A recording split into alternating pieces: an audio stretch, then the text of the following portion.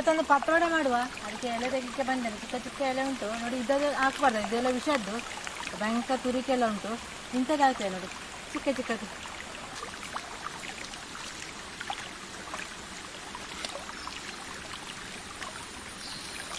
ಪತ್ರೊಡೆ ಮಾಡಲಿಕ್ಕೆ ಎಲೆ ತಂದೇನೆ, ಇದನ್ನೆಲ್ಲ ತೆಗಿಬೇಕು, ಅದು ತುರಿಸ್ತದೆ. ಚಂದ ಮಾಡಿ ತೊಳೆದು ಇನ್ನು ತುಂಡು ಮಾಡುದು. ತುಂಡು ಮಾಡಿದ ಮೇಲೆ ತೊಳಿಲಿಕ್ಕಿಲ್ಲ, ಅದು ತುರಿಸ್ತದೆ. ಫಸ್ಟಿಗೆ ತೊಳೆದು ಮತ್ತೆ ತುಂಡು ಮಾಡುದು. ಈ ಎಲೆಯನ್ನು ಈ ರೀತಿ ಇಟ್ಟು ತುಂಡು ಮಾಡುದು, ಚಿಕ್ಕ ಚಿಕ್ಕ. ನಾನು ಈ ರೀತಿ ಮಾಡುದು. ಇದು ನೋಡಿ ರೇಷನ್ ಕುಚಲಕ್ಕಿ. ಇದನ್ನು ಒಂದು 4-5 ಗಂಟೆ ನೆನೆ ಇಟ್ಟು ತಂದದ್ದು ನೋಡಿ. ಇದು ದೋಸೆ ರೈಸ್ ಅಲ್ಲ, ಮತ್ತೊಂದು ಕುಚಲಕ್ಕಿ ಬರ್ತದೆ ಅದು. ಇದರಲ್ಲಿ 1.5 kg ಅಕ್ಕಿ ಉಂಟು. ಸ್ವಲ್ಪ ಉಪ್ಪು ನೀರು ಹಾಕಿ ಗ್ರೈಂಡ್ ಮಾಡುವ. ಉಪ್ಪು ಗ್ರೈಂಡ್ ಮಾಡುವಾಗಲೇ ಹಾಕುವ, ಸುಲಭ ಆಗ್ತದೆ ನೋಡಿ. ಸ್ವಲ್ಪ ಮಸಾಲ ಕೂಡ ಗ್ರೈಂಡ್ ಮಾಡ್ಲಿಕ್ಕೆ ಉಂಟು. ಸ್ವಲ್ಪ ಮೆಣಸು ತಗೊಂಡಿದ್ದೇನೆ, ಚಿಕ್ಕ ಚಿಕ್ಕ, ಸ್ವಲ್ಪ ಹಾಕುವ, ಜಾಸ್ತಿ ಅಲ್ಲ, ಒಂದು ಅಂದಾಜಲ್ಲಿ.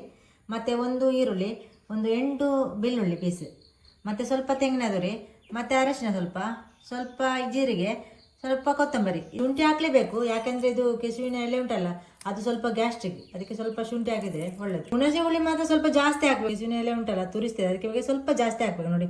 ಇಷ್ಟು ತಗೊಂಡಿದ್ದೇನೆ, ಇದನ್ನು ಹಾಕು.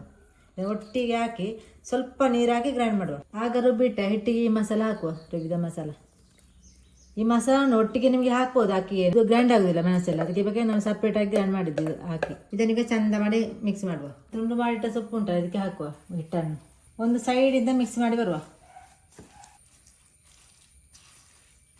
ಚಂದ ಮಾಡಿ ಮಿಕ್ಸ್ ಆಯಿತು. ಬಾಳೆ ಎಲೆಯನ್ನು ಬಾಡಿಸಿ ತೊಳೆದು ತಂದದ್ದು. ಈ ಹಿಟ್ಟನ್ನು ಇದಕ್ಕೆ ಹಾಕಿದ್ದಾಯಿತು.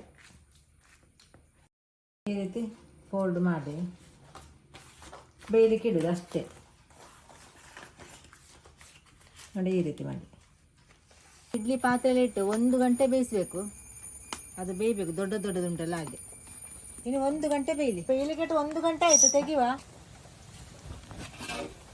ಈಗ ಪತ್ರೊಡೆ ತಣ್ಣಗಾಗಿದೆ, ಇನ್ನು ತುಂಡು ಮಾಡೋದು. ಸ್ವಲ್ಪ ತಣ್ಣಗಾದ್ರೆ ಒಳ್ಳೆಯದು, ಕಟ್ಟು ಮಾಡಲಿಕ್ಕೆ ಸುಲಭ ಆಗ್ತದೆ.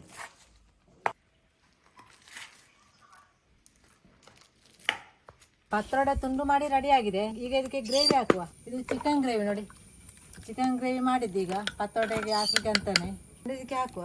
ತೆಂಗಿನ ಹಾಲು ಹಾಕಿದ ಚಿಕನ್ ಗ್ರೇವಿ, ಇಲ್ಲದೆ ಖಾರ ಖಾರ ಆಗ್ತದೆ. ಇದಕ್ಕೆ ಹಾಕಿ ಸ್ವಲ್ಪ ಬೇಯಿಸಿದ್ರೆ ಪತ್ರೊಡೆ ರೆಡಿ. ಸ್ವಲ್ಪ ಬಿಸಿ ಆಗಲಿ ಅದು ಗ್ರೇವಿ, ಆಗ ಎಲ್ಲ ಪತ್ರೊಡೆ ಉಳ್ಕೊಳ್ತದೆ. ಪತ್ರೊಡೆ ರೆಡಿ ನೋಡಿ. ಚಿಕನ್ ಗ್ರೇವಿ ಹಾಕಿದ್ದು, ತೆಂಗಿನ ಹಾಲು ಹಾಕಿ ಹಾಕಬೇಕಿಲ್ಲ, ಅದು ಒಳ್ಳೆದಾಗುದಿಲ್ಲ ನೋಡಿ. ಇಷ್ಟೇ ಇರೋದು ಪತ್ರೊಡೆ ಮಾಡಲಿಕ್ಕೆ. ಒಮ್ಮೆ ಮಾಡಿ ನೋಡಿ ಇದೇ ರೀತಿ ಪತ್ರೊಡೆಯನ್ನು.